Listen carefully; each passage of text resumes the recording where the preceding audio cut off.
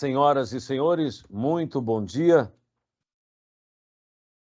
Daremos início, neste momento, a mais uma edição do Círculo de Diálogos, o fomento do imprescindível debate entre os agentes do sistema de justiça, o tema que será hoje desenvolvido.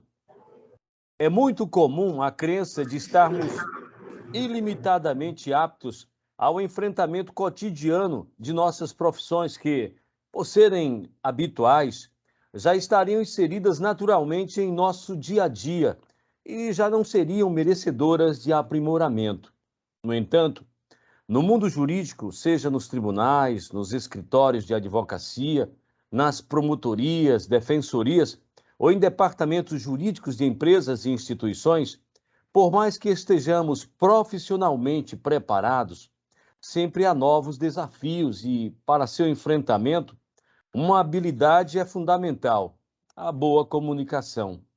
Contribuir para a democratização do acesso à justiça através de uma comunicação direta, transparente e de fácil assimilação pelos sistemas tecnológicos, sem prejuízos jurídicos ou sociais, é a proposta do Círculo de Diálogos, implantado pela vice-presidência da Egrégia Corte de Justiça Potiguar. Com a parceria firmada entre o Tribunal de Justiça do Rio Grande do Norte, através de sua vice-presidência, com a Ordem dos Advogados do Brasil, seccional do Rio Grande do Norte, e os veículos de comunicação deste estado, o Círculo de Diálogos está em sua 10ª edição. E para brilhantar essa edição, teremos nesta manhã a participação especial do professor Luiz Mário Moutinho, com uma visão panorâmica da judicialização da saúde suplementar. Agradecemos desde já a colaboração contínua da direção da OAB do Rio Grande do Norte, na pessoa do seu presidente, o advogado Dr. Aldo Medeiros, da diretora da ESA pela OAB Rio Grande do Norte, dos juízes auxiliares da vice-presidência, Dr. Fábio Otaide, que já se faz presente, juntamente com a juíza de direito, a doutora Rádia Rayane, e todos que colaboram com suas ideias e participações nesse projeto que chega hoje, especialmente a sua 10ª edição, dia 10, segunda-feira de outubro. Nesse momento, a gente já vislumbra a participação de muitos que estão interessados no assunto e vamos registrar aqui a presença de convidados, de servidores do Tribunal de Justiça deste estado e, inicialmente, vamos contar com a brilhante participação e, vai apresentar aqui o palestrante, a doutora Rádia Rayane. Bom dia. Bom dia a todos e todas. Eu gostaria de saudar aí, em primeiro lugar, o nobre palestrante. Eu queria saber se existe algum representante da Ordem dos Advogados, que é o nosso parceiro no Círculo de Diálogos. Ó, o doutor Aldo está entrando. Deixa eu passar antes a palavra para ele. Doutor Aldo, bom dia, seja bem-vindo. Bom dia, desculpa, eu estou numa luta hercúlea aqui contra a tecnologia, que de repente eu não via ninguém. Todos nós. Assisti a abertura, mas eu não via ninguém, aí saí e entrei novamente, desculpem. Mas o senhor entrou em hora oportuna e eu já lhe passo a palavra. Nós já estamos com o palestrante na sala, o doutor Luiz Mário Moutinho, e eu já lhe passo a palavra aqui na nossa parceria do Círculo de Diálogos.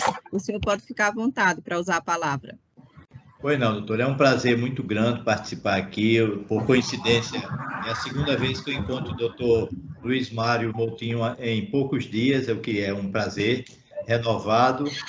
E dizer que a OAB se sente muito honrada em ser parceira do tribunal nesta iniciativa, doutora Yatia, que vem sendo conduzido com tanta maestria, diferentes discussões de temas extremamente importantes, tantos quantos precisam da jurisdição do Tribunal de Justiça e tantos quantos são operadores, é uma palavra que eu nem gosto muito, mas diferentes usuários, digamos assim, do dia a dia da justiça, magistrados, advogados, os próprios jurisdicionados. Então, a OAB está sempre parceira dessas iniciativas e se sente muito honrado hoje, mais uma vez, em uma nova edição, com o nosso já querido Dr. Luiz Mário Moutinho. Muito obrigada pela saudação, doutor Aldo, pela presença. O nosso Círculo de Diálogos, que hoje completa sua 10ª edição, portanto, já um evento longevo, e eu acredito que a gente possa classificar como de sucesso, dada a quantidade de temas importantes que a gente traz.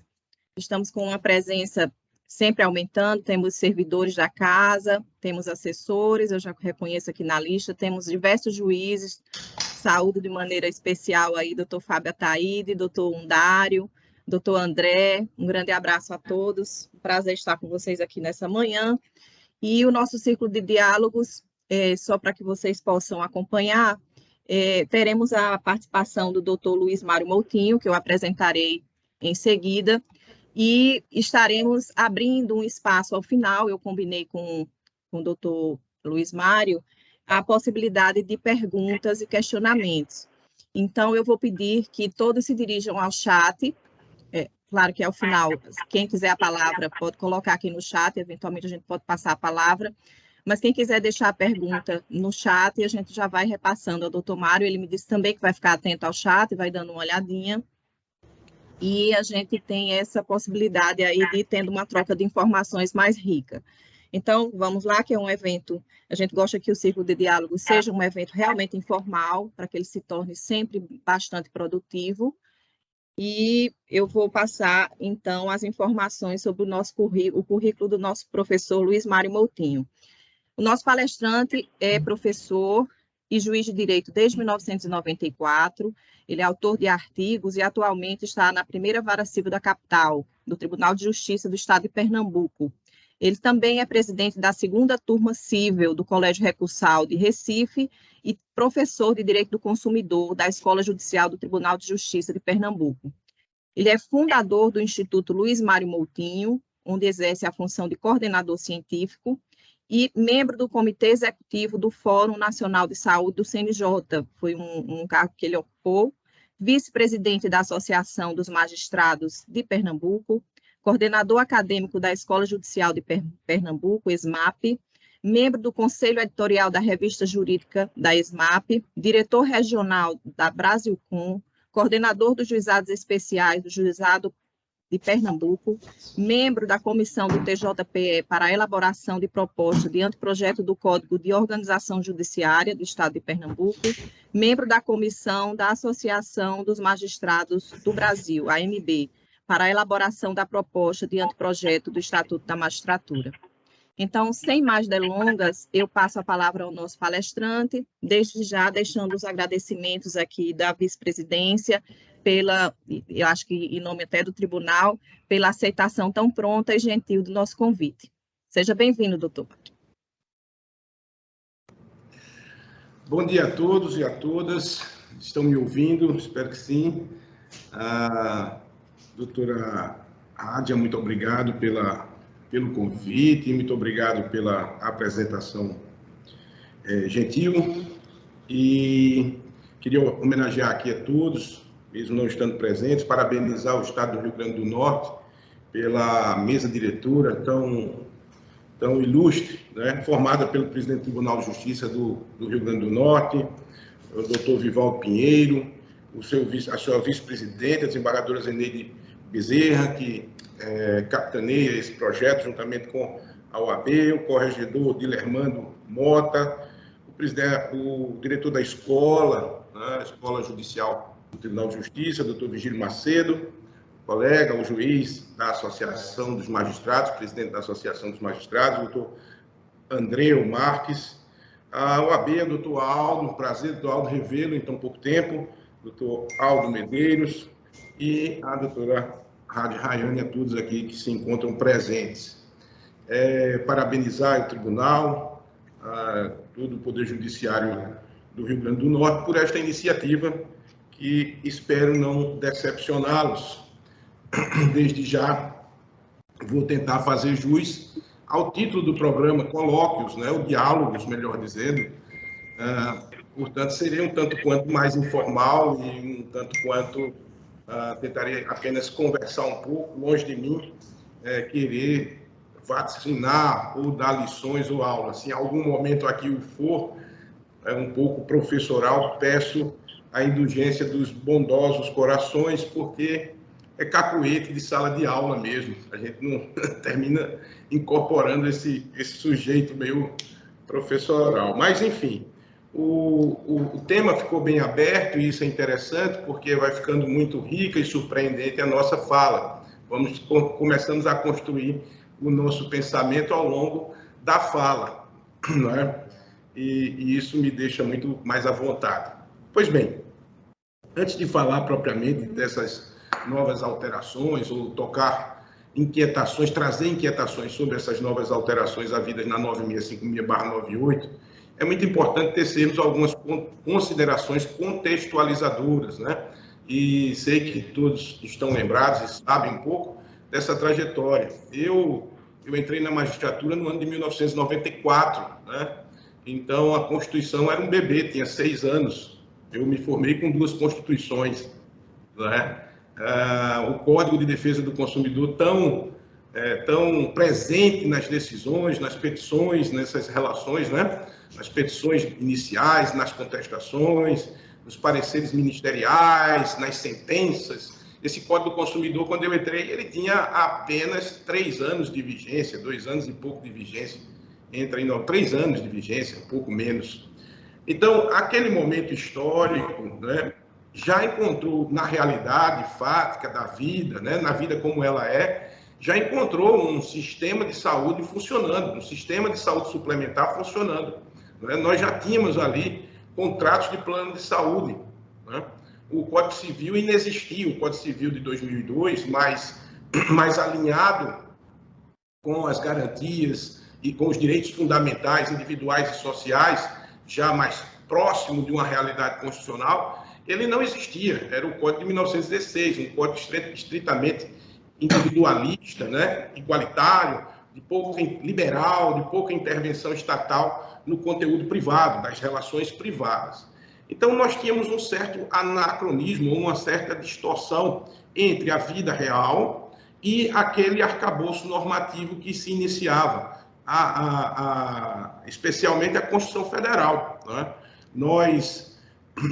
A doutrina, de um modo geral, compreendeu que aqueles direitos individuais incorporados ali na Constituição, no artigo 5º, e especialmente os direitos sociais, aqueles textos normativos constitucionais, eles eram de eficácia imediata, de eficácia pronta e acabada, vertical, regulando a vida das pessoas, atribuindo direitos fundamentais aos indivíduos e, consequentemente, a obrigação do Estado de efetivá-los. Pois bem, mas a gente, no plano infraconstitucional, nós não tínhamos nenhuma ferramenta adequada para isso.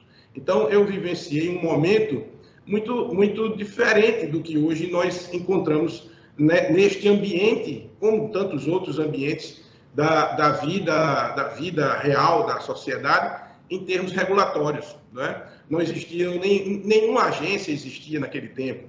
Nós não tínhamos corpo técnico estatal para regular plano de saúde, para regular telefonia, para regular águas, aviação civil. Não era com a mesma perspectiva que nós temos hoje, com autarquias especiais.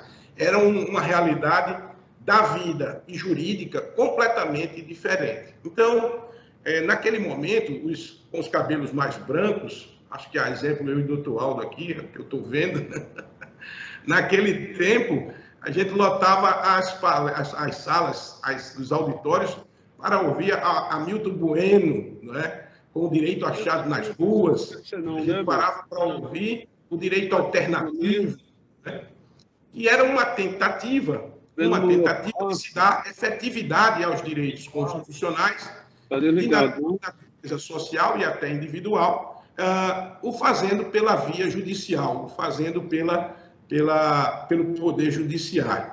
Ganhava, assim, o judiciário um protagonismo maior. Evidentemente que, naquele tempo, Nós tínhamos planos de saúde, como nós falamos aqui um pouco antes, a medicina de grupo. Mas a saúde, um pouco antes, ela não era para todos, antes do texto constitucional. A saúde pública, ela não era um dever do Estado. Ela estava sempre vinculada a alguma relação laboral. Ela tinha um conteúdo assistencial de previdenciário. Então, quem prestava a saúde era apenas os institutos previdenciários, quem tinha algum vínculo laboral. Isso eu estou me referindo ao período antecedente à Constituição Federal. Nós tínhamos ali o IAPI, que era o Instituto de Previdência dos Industriais, o APTEC, enfim, eram esses organismos previdenciários privados que davam esta assistência às pessoas. Ficava ali no limbo aquelas pessoas que não tinham um vínculo formal, né? O Instituto de Previdência dos Comerciários, enfim, e assim era. Como diz a história, meninos, eu vi, né? Mais ou menos isso. Pois bem, naquele ambiente, o único contrato que tinha regulação era o contrato de seguro-saúde, né? O contrato de seguro-saúde, ele era incorporado, né, dentre todos os outros contratos. Então, ele estava submetido aos normativos do sistema de seguros privados, né? Havia um Conselho Nacional de Seguros Privados, como ainda há, e a SUSEP, que era a Superintendência de Seguros Privados. O contrato de seguro-saúde tinha regulação, mas os de medicina de grupo não tinham uma regulação específica. Ficava submetido às regras do Código Civil de 1916, como disse, um diploma material civil anacrônico, né? Não era um código adaptado aos novos tempos constitucionais estabelecidos em 1988. Então, pessoal, esse é mais ou menos o contexto que nós encontramos naqueles anos 90, final dos anos 80, começo dos anos 90. Naquela oportunidade, a ferramenta jurídica de maior relevância era o Código de Defesa do Consumidor. E todo juiz se sentia, e eu também, aos 28 anos de idade, um garoto com uma caneta na mão, né? Todo ele se sentia um pouco o Hércules: eu vou salvar o mundo, eu vou corrigir todas as distorções sociais a partir dos textos constitucionais e vou criar os direitos que o cidadão precisa ter, tal. Isso era o ambiente que a gente tinha naquela época. Todo mundo era um pouco super-herói. O que é que acontece? Aí temos alguns problemas. Eu não vou nem me referir aos de natureza constitucional, de relacionamento entre os poderes da República, de legitimação da magistratura, legitimação material e não meramente formal, para intervir em políticas públicas. Afinal de contas, nós estamos falando de uma política pública de saúde, talvez, se não a mais importante, uma das mais importantes, né? Naquele momento, o Estado é quem fez essa promessa. E aí surge o setor privado com uma liberdade, o Estado reconhece essa liberdade, ali no artigo 196, 198 da Constituição Federal, que o Estado reconhece a possibilidade da iniciativa privada explorar este tipo de negócio jurídico. Mas se percebia, naquele momento, se percebiam abusos, né? Esses abusos, em regra, eles se caracterizavam por uma sonegação de doenças. E aqui, esse é um ponto importante que ele vai ter reflexo depois na Lei 9656/98. O que a operadora estabelecia nos contratos, seja ela seguro-saúde, seja ela plano de saúde, a limitação que ela estabelecia era para as doenças e não para os tratamentos. Ele dava o equilíbrio, porque é impossível dar tudo para todos.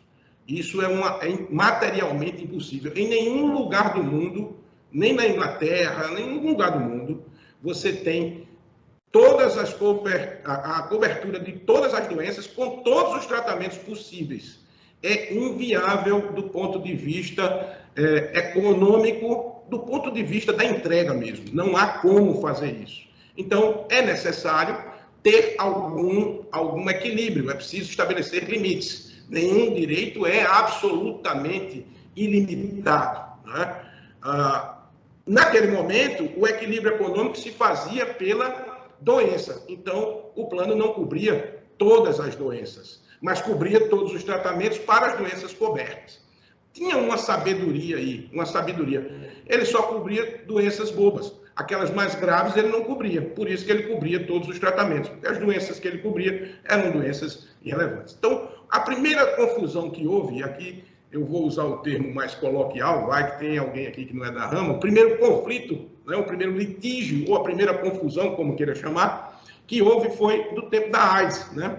É o que se chama a bigorna dos fatos, né? Com aquela pandemia assustadora que tivemos ali na década de 80, os planos tinham nos seus contratos uma regra negocial que dizia que não se cobria doença infecto-contagiosa, né?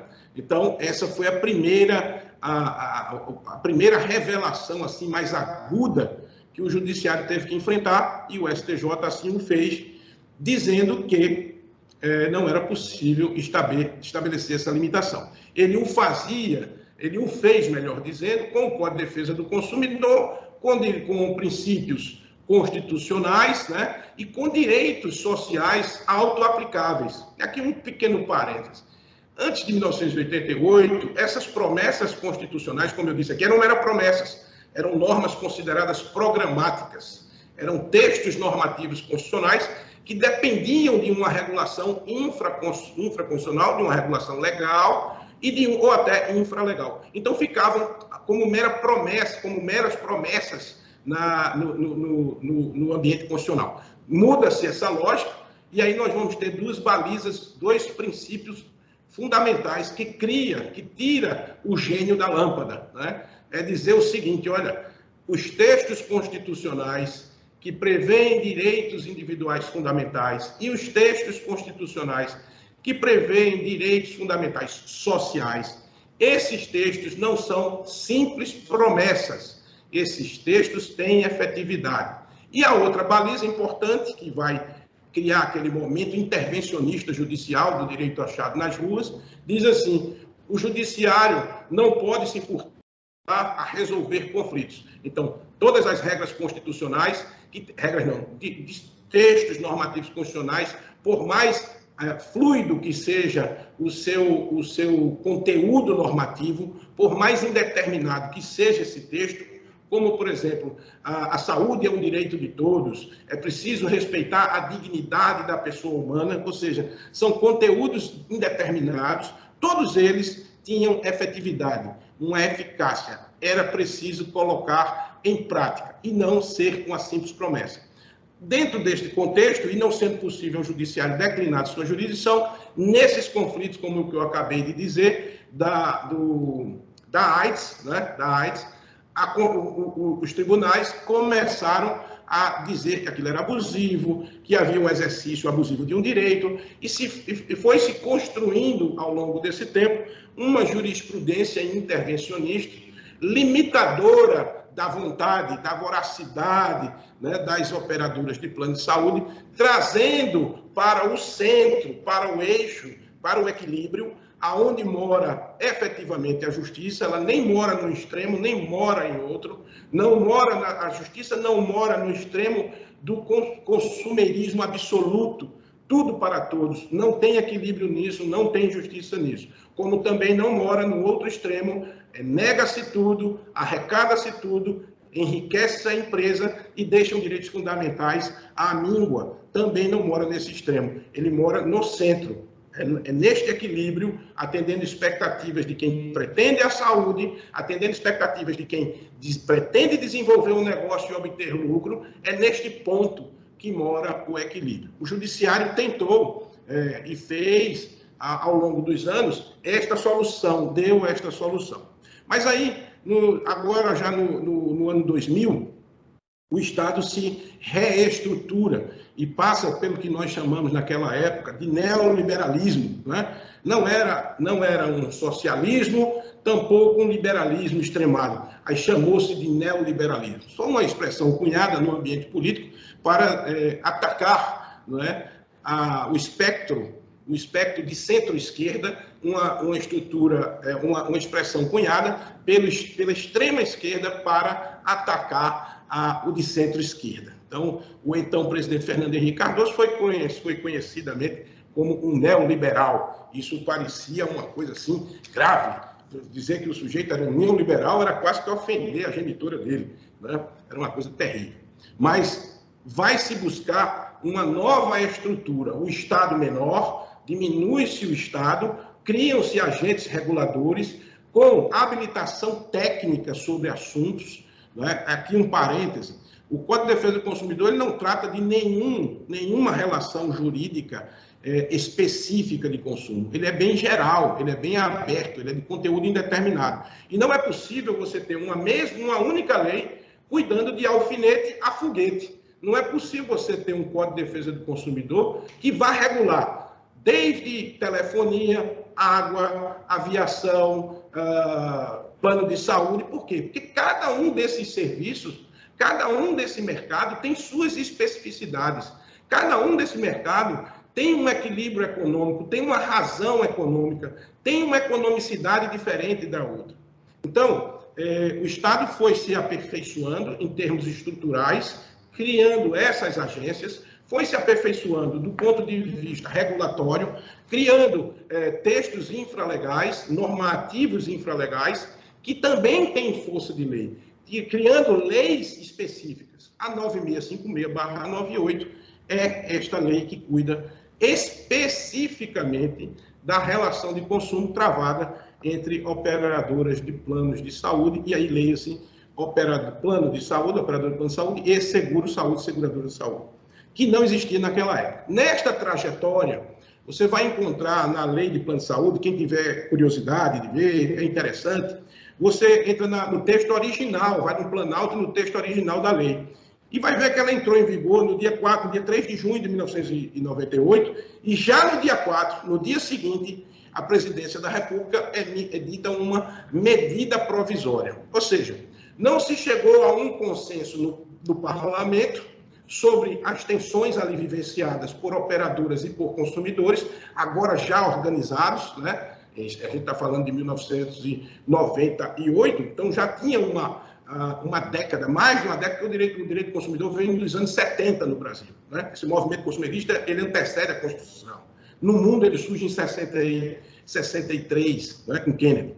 Mas, enfim, ali naquele ano de 1998, as tensões internas entre as tensões políticas havidas entre os dois setores da sociedade, prestadores de serviço e consumidores, resultou numa lei que era para dar o ponto de partida, o pontapé, e no dia seguinte sai uma medida provisória alterando aquele ponto de tensão. Ou seja, o executivo intervindo ali na atividade legislativa, a chamada convivência harmônica entre os poderes independentes, né? Entrou ali e mexeu na lei.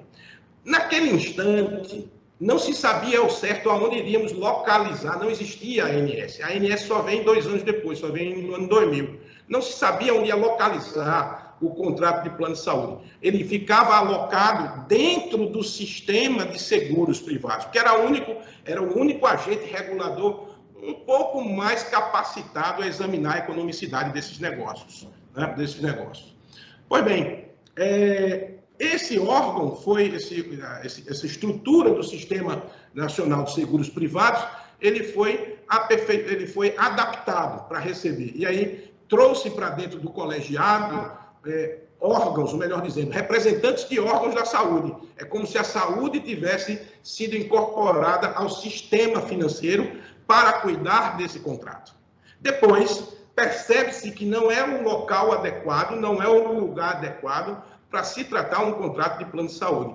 E aí se cria a agência, se retira debaixo do guarda-chuva do sistema financeiro o contrato de seguro-saúde e de plano de saúde. E joga-se para debaixo do agente regulador, que terá uma expertise maior para compreender as tensões assistenciais e econômicas. É por isso que a lei de plano de saúde, melhor dizendo, a lei que criou a ANS, diz que ele cuida do interesse público da saúde. Ele não cuida do interesse do consumidor, do interesse da operadora, ele cuida do interesse público. E aqui um parêntese.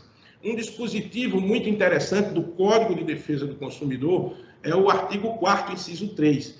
Nós utilizamos muito o artigo 4º, inciso 1, que reconhece o princípio da vulnerabilidade. E, a partir daí, o juiz se cega para todo o mais. Existem outros princípios da Política Nacional das Relações de Consumo, inclusive da de operadora de plano de saúde. E um deles é o artigo 4º, inciso 3, que é preservar a proteção do consumidor enquanto indivíduo e enquanto coletividade, mas sem desdenhar da necessidade de desenvolvimento econômico e tecnológico do país. Então, toda vez que o magistrado for dar uma decisão que, ao colocar no cenário hipotético do replicar dela, toda vez que ele for dar essa decisão, isso importar em risco de sustentabilidade do sistema, ele não estará protegendo o direito do consumidor.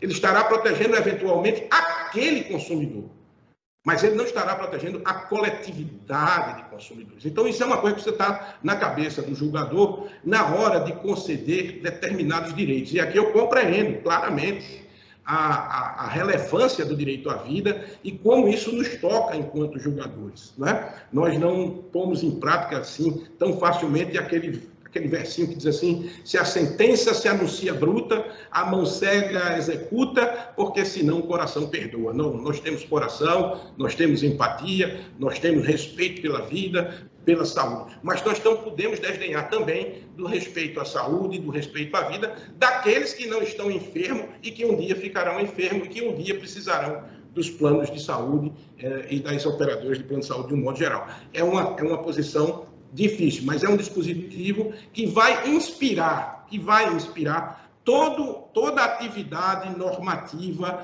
de planos de saúde. Nós tivemos recentemente, então aí, pessoal, só continuando um pouco nesse caminhar histórico, não sei meu tempo quanto dá, doutora, me ajude aqui.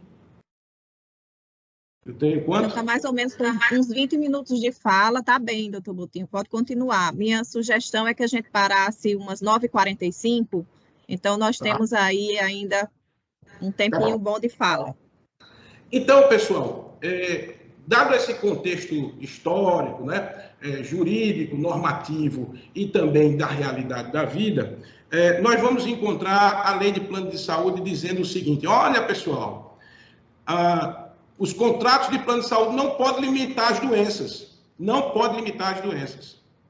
O que existe é um rol de coberturas mínimo para atender todas as doenças. Se vocês pararem para olhar, ainda no STJ, vocês vão encontrar recentes decisões dizendo o seguinte: a operadora pode limitar a doença, mas não pode limitar o tratamento. Ora, não é verdade. Isso é uma decisão contra a legis. Não é? É contra a lei. O legislador fez uma outra opção. Antes da lei de plano de saúde, como eu disse, se limitavam às doenças e amplificavam-se as coberturas assistenciais. O legislador não fez essa opção. O legislador disse: o equilíbrio do contrato não está na limitação das doenças. O equilíbrio do contrato está na limitação dos caminhos terapêuticos. Todas as doenças precisam ser cobertas. Agora, dentre os vários caminhos terapêuticos possíveis, nós vamos escolher aqueles que atendam a conceitos de efetividade, de acurácia, de economicidade, enfim. Por quê? Vou dar um exemplo simples. Existe um tratamento que a dose custa 11 milhões de reais. Uma dose custa 11 milhões. É uma dose só, mas é uma dose só que pode matar uma pequena operadora de plano de saúde. Então, esse tratamento é importante, é relevante? É, sem dúvida nenhuma. Mas, se você concede ele para uma operadora de 2.000 vidas, por exemplo, você vai quebrar a operadora no mesmo dia. E aqui teve um caso no Paraná muito interessante, esse ano ainda, eu não me lembro o mês exatamente, que uma determinada operadora foi condenada a pagar 2 doses. Por quê? Porque os gêmeos que nasceram com essa doença. Então, foram 22 milhões em uma única dose. Felizmente, era uma operadora de um sistema financeiro que aguenta pagar. Mas 22 milhões de reais num tratamento para uma única família, boa parte das operadoras não tem a menor condição de pagar. E faz como, doutor? Fica sem, aí aqui um outro problema de visão sistêmica, na minha visão. É o seguinte: as pessoas não se esquecem que o sistema de saúde privado, o sistema de saúde suplementar, como o nome diz, ele suplementa o sistema público de saúde. A promessa constitucional de assistir à saúde de todos, feita pelo Constituinte, não foi para o setor privado. O Constituinte disse, nós e o Estado vamos assistir à saúde de todos. A saúde é um direito de todos e um dever do Estado. Então, não é verdadeira a assertiva de que as operadoras de plano de saúde substituem o Estado. É porque a gente não quer ir para o serviço do Estado, porque o serviço do Estado tem-se no imaginário que ele é péssimo em todos os sentidos. Não é bem verdade nenhuma coisa, nem é bem verdade outra. Nem é bem verdade que ele é péssimo em todos os sentidos, e aí nós tivemos o caso da pandemia, o enfrentamento de um país de 220 milhões de habitantes, não é? Com uma diversidade enorme regional, cultural, geográfica, climática, etc. e tal, não é? E também não se pode dizer que ele é tão bom, ele é perfeito, ele é maravilhoso. Não, ele não é perfeito. Mas o fato é que ninguém quer ir para o sistema de saúde. E a operadora não vem substituir o sistema de saúde pública. A operadora vem suplementar. Como o nome diz, suplementar eu já tenho e vou ter um reforço. Nós temos no nosso organismo, nós temos as vitaminas. Nós compramos suplementos. Se nós não tomarmos o suplemento, nós não vamos morrer. A nossa dignidade, o mínimo existencial, está garantido pelo próprio suprimento dos alimentos. Mas eu quero um pouco mais de vitamina C, então eu vou lá e compro vitamina C. Feita essa analogia, às vezes as pessoas confundem. E aí o emocional vem muito intenso, tem-se uma dor de negar aquele tratamento, porque acha que vai matar aquela criança, ou vai matar aquele paciente. Na verdade, ele vai salvar as que ele não está vendo. E vai dizer, olha, isso vai para o Estado. Isso segue para o Estado, isso é um dever do Estado, isso é uma obrigação do Estado. E mesmo no Estado, que tem a capacidade de uma maquininha de gerar dinheiro, né, porque ele emite moeda, ele toma empréstimo, mesmo no Estado, tem que ter limitações, porque não se consegue entregar tudo para todos, nem o Estado. Lembrando que a conta chega no plano de saúde, a conta chega. Tudo que você amplia judicialmente, que não foi previsto no cálculo atuarial, será repassado na revisão anual. Né? Por quê? Porque, na verdade, a operadora ela administra a poupança alheia, ela não bota o dinheiro dela. Ela arrecada as contraprestações, bota num porquinho e dali vai pagando. Se o dinheiro que ela previu inicialmente era pequeno, ela vai buscar o déficit no ano seguinte. Então, é preciso ter essa noção de economicidade, é preciso se perceber isso. O legislador agora, o STJ, então, num recurso especial, melhor dizendo, num embargo de divergência, uniformizou lá na segunda sessão uma divergência havida entre a terceira Câmara de Direito Privado, melhor dizendo, a terceira turma de Direito Privado e a quarta turma, que é também de Direito Privado. Como é que o STJ entendia? O STJ entendia que o rol da ANS, ele era uma referência básica. E dessa expressão referência básica, ele tirou a norma dizendo o seguinte, olha, isso é só um exemplo. O que estiver aí dentro desse exemplo, a operadora tem que cobrir. O que estiver fora, eu posso mandar cobrir. Perde-se o sentido do rol. Ora, se o que está dentro da operadora tem que cobrir e o que está fora o juiz pode conceder, o que é que nós vimos na prática é que tudo é entregue ou judicialmente ou espontaneamente pela operadora. Isso se torna insustentável do ponto de vista econômico. Em algum momento, a casa cai. Né? O STJ vai e o ministro Salomão percebe esse problema e levanta uma divergência, melhor dizendo, ele muda o entendimento da turma dele, que é a quarta turma. Ele diz um overruling. Eu não vou entrar aqui na discussão do que é um overruling ou do que é um distinguish no sistema de precedentes que nós incorporamos aqui recentemente, em 2015, no Código de Processo Civil. Mas ele diz, olha, eu superei a norma que nós estávamos entendendo aqui na quarta turma. E o rol não é enumerativo, o rol é taxativo. Só é possível cobrir o que está no rol ou no contrato. Fora disso, não pode. Então, houve essa divergência, foi para a segunda sessão. Na segunda sessão, prevaleceu a tese da taxatividade. O ministro Vilas Boas Cueva vem auxiliar ou vem complementar o entendimento do ministro Salomão, dizendo, olha, é em regra taxativo, ou seja, só é obrigado a cobrir o que está no contrato ou no rol, mas pode-se cobrir em situações excepcionalíssimas quando houver tais requisitos. Ele estabeleceu condições. Bom, a sociedade faz aquele barulho todo, não é? Na verdade, quando você diz que ele é taxativo mitigado, ele se aproxima muito da enumeração. Mas o leigo não compreende bem, artistas foram falar de coisas que não entendem, ouviram o galo cantar, mas não sabe aonde, e em momento eleitoral, o Congresso rapidamente se uniu para amealhar votos. Não é? Nós, magistrados, não podemos nos imiscuir nesse calor, nessas paixões típicas da política. Não é? Não devemos fazer isso. E aí o que é que acontece? Estabelece um rol enumerativo, né? Dizendo que é a lei 14.454, ela incorporou no artigo 10 da Lei de Plano de Saúde o parágrafo 12 e o parágrafo 13. O mais importante é o 13.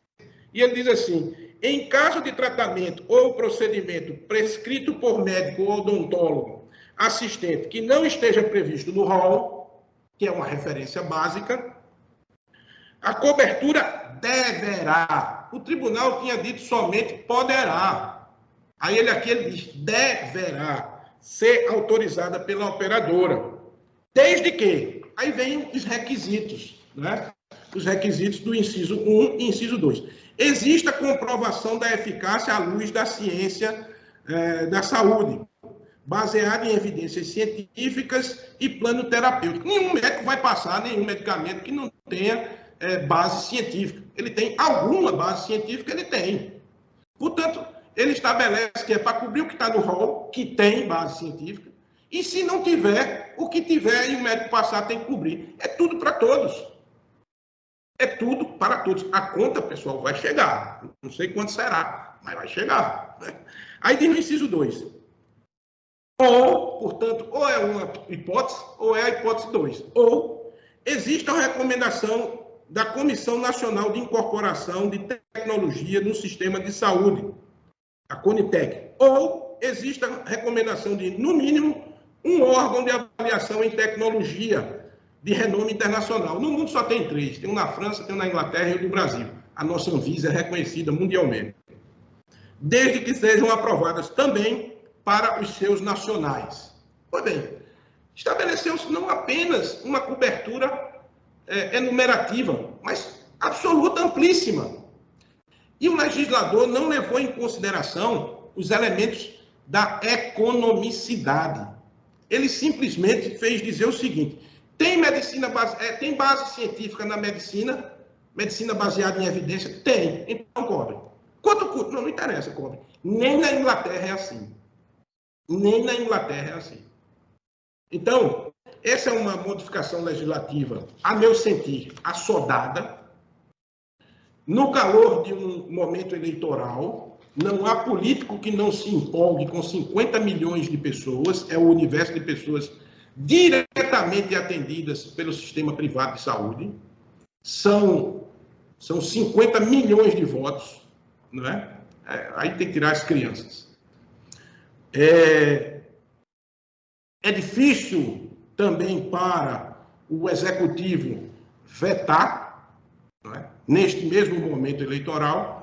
E aí nós temos hoje o sistema de saúde com um entendimento legal que nós, juízes, somos obrigados a cumprir, mas temos sempre um espaço para encontrar um equilíbrio.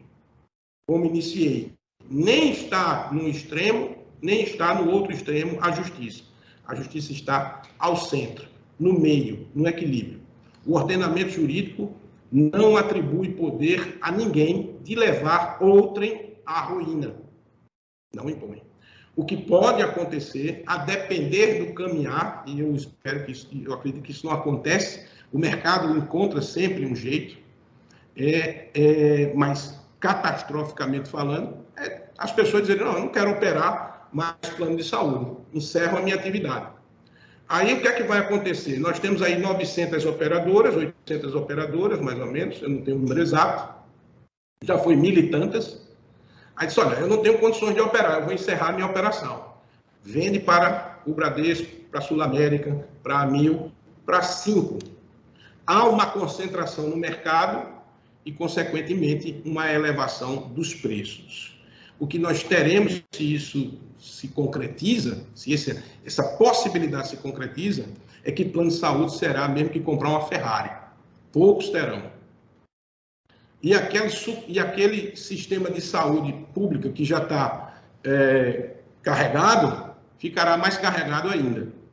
Então, é preciso ter um pouco essa noção. Eu fiz essa abordagem um pouco política, econômica, jurídica, porque aqui, para fazer jus ao título, né? Diálogo. Como é diálogo, a gente vai amplificar o questionamento.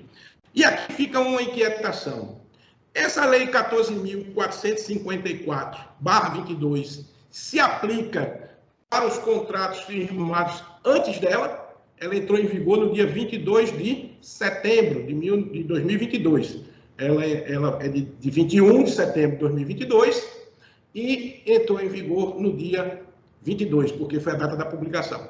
Ela só se aplica aos contratos que forem feitos do dia 22 para frente, ou ela se aplica aos contratos do dia 22 para trás?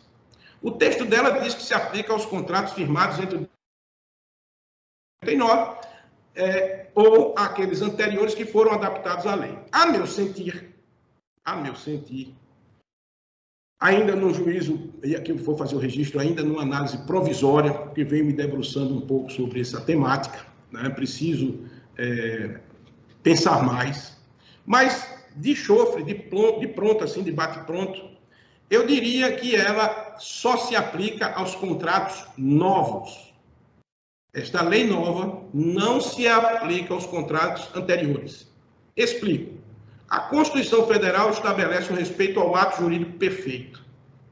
O Supremo Tribunal Federal, ao interpretar o respeito ao ato jurídico perfeito, ele no direito privado, ele não incorpora a doutrina da retroatividade mínima, que significa dizer que a lei nova pode ser aplicada aos efeitos dos negócios jurídicos havidos na vigência dela, ainda que o contrato seja anterior a ela, desde que seja trato sucessivo o negócio e a norma que nós estamos tratando para incidir seja de ordem pública. Esses elementos cabem nessa doutrina.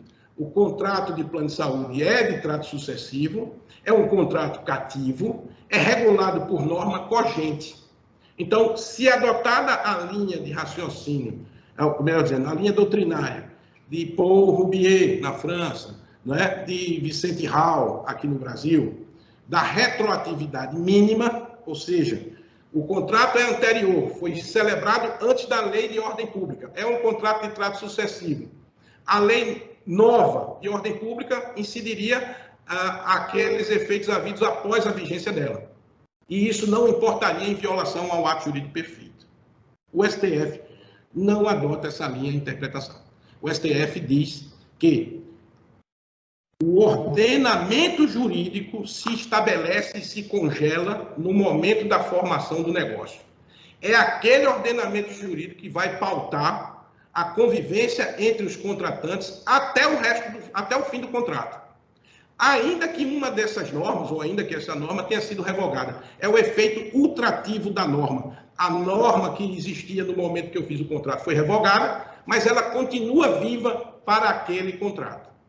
Então, a meu sentir, a Lei 14.454 de 2022, à luz do que dispõe do entendimento do STF, só se aplica para os contratos novos. E aí eu explico ainda um pouco mais detalhadamente. O STJ, interpretando o mesmo texto normativo, que diz assim, o rol da ANS é uma cobertura básica, ele disse que aquilo é taxativo.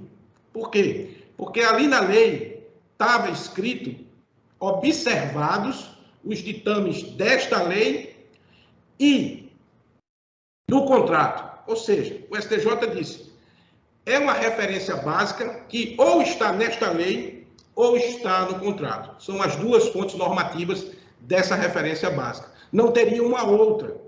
Mas o mesmo STJ diz, excepcionalmente, o juiz pode deferir, se preenchido tais requisitos. Veja, esta excepcionalidade que o STJ reconheceu, e essas condições essas condições não atribuem direito subjetivo ao beneficiário do plano, nem atribui obrigação correspondente para a operadora. Ele é uma baliza para o juiz, ela é endereçada ao juiz. Doutor juiz, se o senhor for dar alguma coisa fora do rol, que é taxativo, e que ou está na lei ou está no contrato, se o senhor for criar algum direito, o senhor observa essas condições.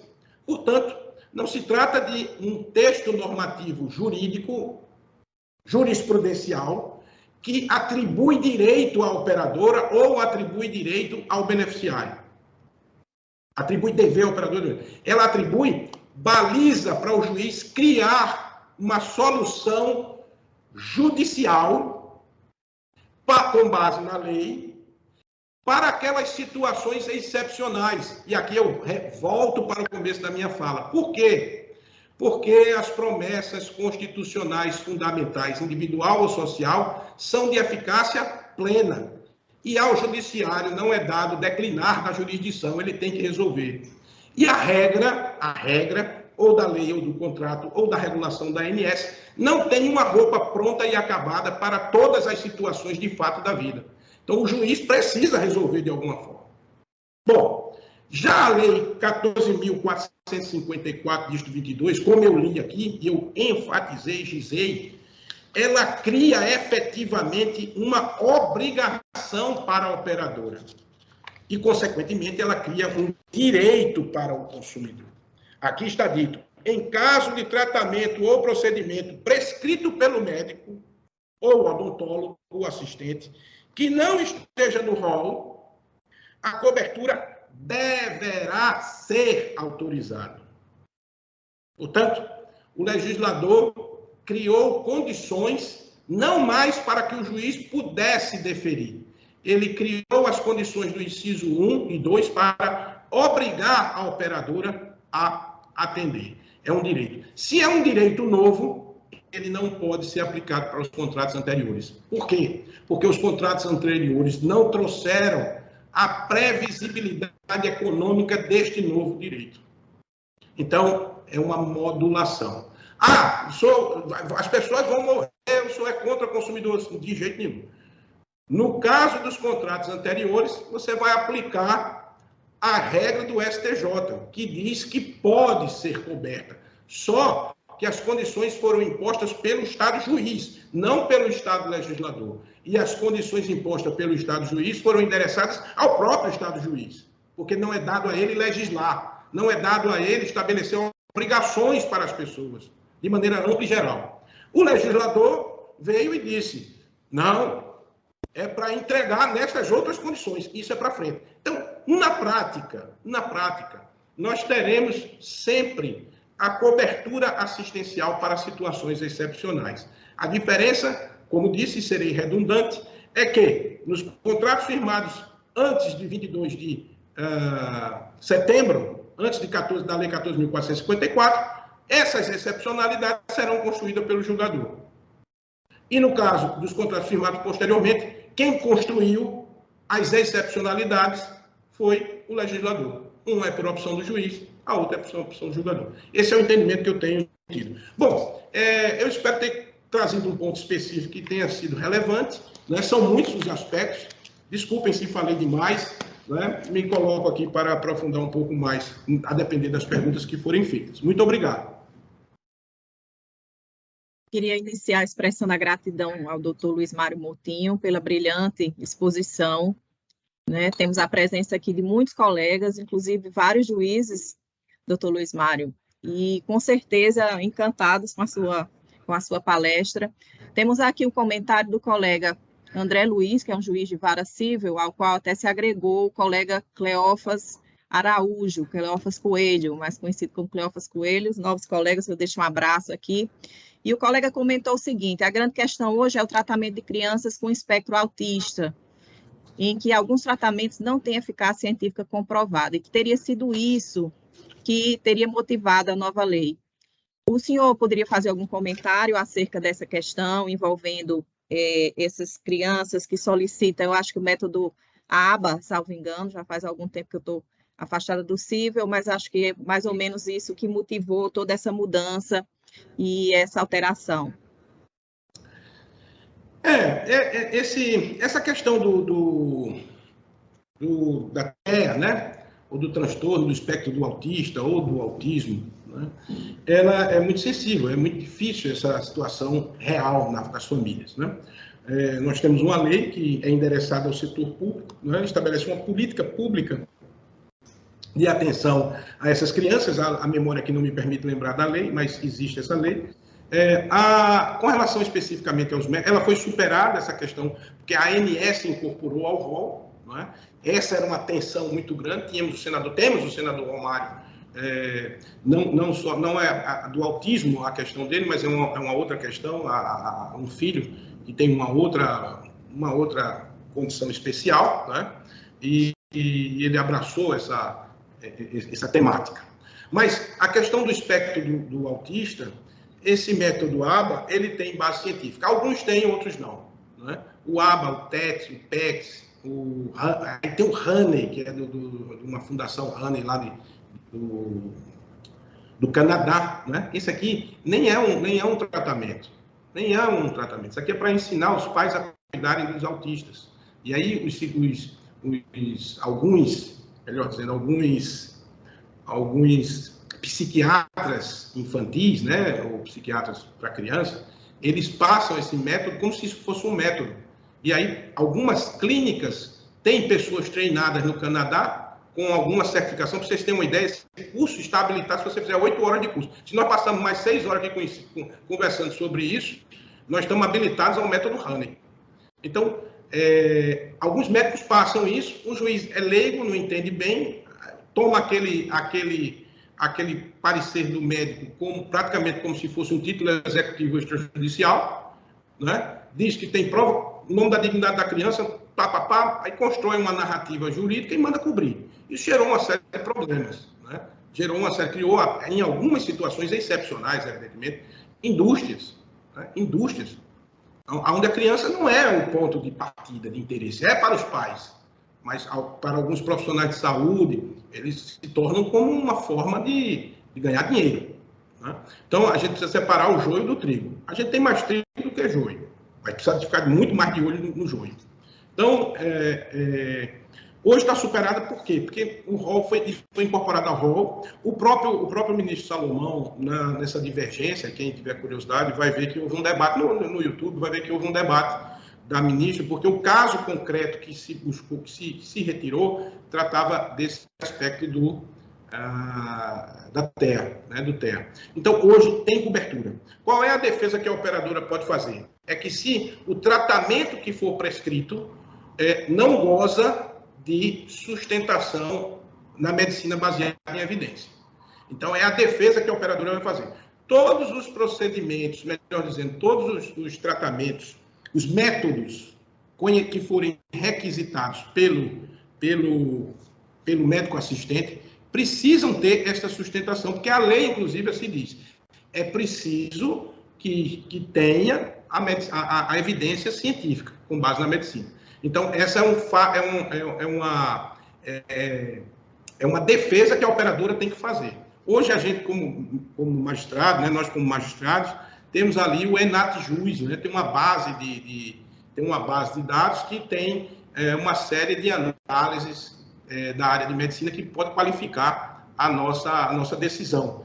Afinal de contas, a gente entende, ou teoricamente entende, de direito, né? Então, e a gente tem que buscar conteúdo para fundamentar a nossa decisão fora do ambiente estritamente jurídico, né? Nós estamos procurando saber se tem evidência, se tem acurácia, se tem economicidade, né? Então, é preciso, a operadora hoje precisa trazer, e não é o juiz que vai buscar isso, né? Porque não é dado a ele dispor da prova, se não em favor do consumidor, que não é o caso, é preciso que a operadora traga, olha, esse método aqui que está sendo pedido está fora do rol, porque hoje o rol contempla o atendimento TEA, está fora do rol, e por estar fora do rol, ele não goza de evidência científica. Ou ainda, se o senhor trouxer, o senhor trará risco para a economicidade do sistema. Então, mesmo com a Lei 14.454, há um espaço para o julgador modular o direito da parte que alega. Se houver risco para o sistema, evidentemente demonstrado, comprovado, o juiz não deve deferir. Nenhum direito, como eu disse, é absoluto. Espero ter respondido, desculpem aí. Sim, com certeza, doutor Mário. Eu queria acrescer um questionamento meu. Aqui, o Tribunal de Justiça do Rio Grande do Norte, a vice-presidência trabalha diretamente com a admissibilidade de apelos extremos. E, seguramente, eu poderia dizer que essa questão da saúde suplementar, ela tem um impacto muito forte, ou seja, o índice de admissão de recursos nessa área é muito grande, assim, para mim, demonstrando a dificuldade de uma estabilização dessa jurisprudência. Isso já tem algum tempo, né? E nós temos aí a inovação da lei, né? Nós temos já uma inovação numa sistemática que vinha se construindo alguma estabilidade de jurisprudência, com muita dificuldade, mas temos aí uma inovação. O senhor se atreveria a fazer uma análise dessa questão e o impacto disso interno para nós, em termos de número de processos, vamos dizer assim, uma nova onda de demandas? A judicialização da saúde, ela será sempre crescente. Nós, juízes, não nos iludamos, né? Seja no setor público, seja no setor privado. Por uma razão simples. Esse setor, ele é impactado pela tecnologia. Hoje todas as pessoas têm acesso à informação de maneira muito rápida, né? Nós vamos, às vezes, ao médico com uma informação para checar se o médico está atualizado ou não. Vai ali no Google, doutor Google, mete uma pesquisazinha, como tratar a doença X. Você vai ter lá um bocado de informação sobre isso. Como esse ambiente é impactado pela tecnologia, por mais veloz que seja a capacidade estatal ou privada de incorporar essas novas tecnologias que nós queremos, né? Que a gente sempre acha que a nova tecnologia é melhor do que a velha. Né? Porque, não vou dizer velha, senão depõe contra mim, mas a gente sempre acha que a nova tecnologia ela incorporou algo que, se eu não tiver, eu vou me acabar. Às vezes não é bem assim, quando nós vamos examinar especificamente determinado avanço tecnológico na área de saúde. A alteração é mínima. O ganho é mínimo. Não é tão significativo. E toda nova tecnologia, ela custa muito caro, porque ele imediatamente quer retirar o custo da pesquisa, que é efetivamente muito elevado. Quando se tem e aí essa análise, né, de economicidade, né, e de anseio leigo por aquela tecnologia, ela precisa ter uma racionalidade. Né? Mas a dinâmica judicial, o acesso que as pessoas têm à informação, a quantidade de advogados, a capacidade nossa jurídica de criar realidade. A gente cria realidade. O direito, na verdade, ele se refere à realidade, mas a gente termina tendo um espaço muito amplo para enviesamento, né? Decisões enviesadas. Então, o que acontece? Dentro desse cenário assim, nova tecnologia, acesso à informação, o leigo quer aquilo ali, o médico concede aquilo ali, né? Dá aquele aval, o médico assistente. Às vezes ele está envolvido economicamente naquilo. Né? Ele não tem a preocupação que nós, agentes estatais, temos que ter de uma visão do alpinista. O médico é aquele cara que está na frente dele ali. E ele está certo, ele não está errado. O que não pode é nós, do judiciário, não estarmos preparados o suficiente para... E a própria operadora não pode não trazer para nós, nos apetrecharmos de uma visão mais ampla. Né? E aí a gente vai naturalmente afiançar no que o médico disse. E nem sempre o que a gente está concedendo é o que efetivamente a gente concederia se a gente tivesse a visão mais ampla. Então, essa alteração, ela vai ela está longe de resolver essas alterações, tanto a judicial pela segunda sessão, quanto a do parlamento, ela está longe de resolver a questão da saúde suplementar. E eu acredito que isso não chegará nem tão cedo. Nós, do aparelho judiciário, nós não estamos habituados a mergulhar na profundidade do ordenamento jurídico. Nós ficamos na espuma do chope. Nós ficamos na espuma não, né? Mas eu digo, na parte superior. Nós ficamos na Constituição e no Código de Defesa do Consumidor. A gente não tem, por diversas questões. Uma vara civil, ela cuida de alfinete a foguete, né? De parto de capivara a atracação de barco. Então, é um universo gigante. Tende-se à generalização. E aí nós passamos a inventar direitos. Esse inventar de direitos cai na boca do povo. Caindo na boca do povo, cai na boca do advogado. Cai na boca do advogado, ele sai atrás, vou buscar, porque o meu vizinho teve, que o juiz tal deu, tal. E aí está longe de se resolver esse problema. Uma possibilidade, aqui eu vou abrir perigosamente uma vereda que eu não conheço, mas apenas não conheço a fundo, né? Mas são processos estruturais, né? Acho que isso nós deveríamos adotar com a legitimação extraordinária do Ministério Público, nós deveríamos adotar soluções estruturantes, né? Soluções que fossem fechando temáticas e fechando o assunto, não se fala mais nisso.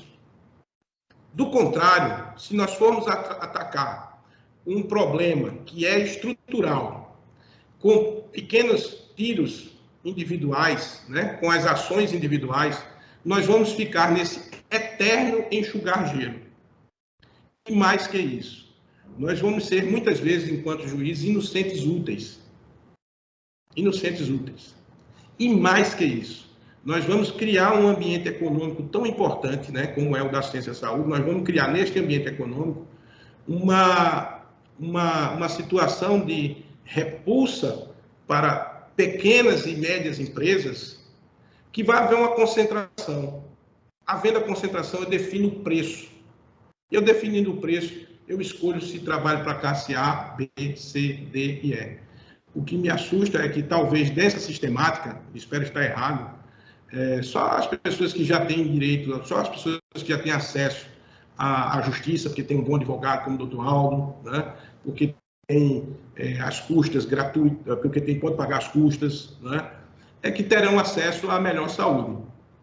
A lei, com essa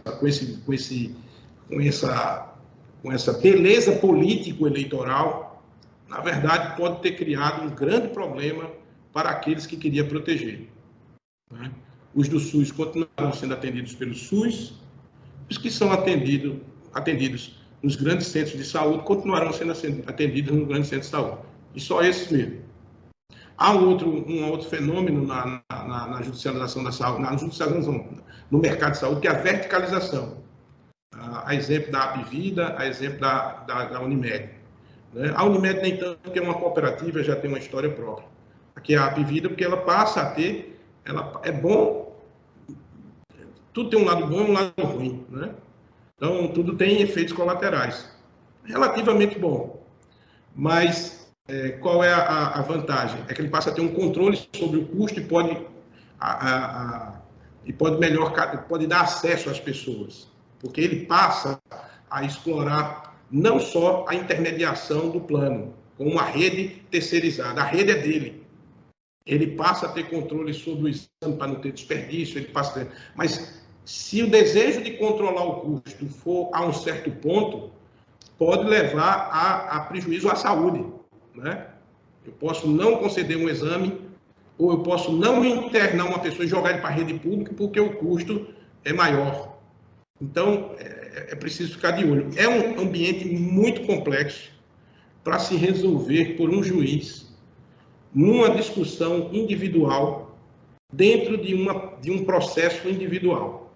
Isso é algo estrutural, né? É mais ou menos como a barragem, o rompimento da barragem de lá de Minas Gerais, ali que agora me esqueço o nome, me lembrem aí. Enfim, aquela barragem que rompeu e que causou um dano. Mariana, que causou um dano em diversos aspectos jurídicos, para uma população grande, diversa. A solução ali não pode ser por um juiz, numa mesa, ele sozinho, ele um promotor. É uma coisa estruturante. Né? Precisa ter a participação dos órgãos públicos, no caso a ANS, lá no caso Mariana, do Ministério Público, do juiz, da Prefeitura, dos moradores, da Associação de Moradores. Então, a solução para o problema da judicialização da saúde está longe de ser resolvida. Mais uma vez, grata ao doutor Luiz Mário. Doutor Luiz, diversos cumprimentos aqui no chat. Doutor Fábio Wellington, o seu conterrâneo, doutor Undário, lhe mandando saudações pernambucanas. Um abraço, o grande magistrado.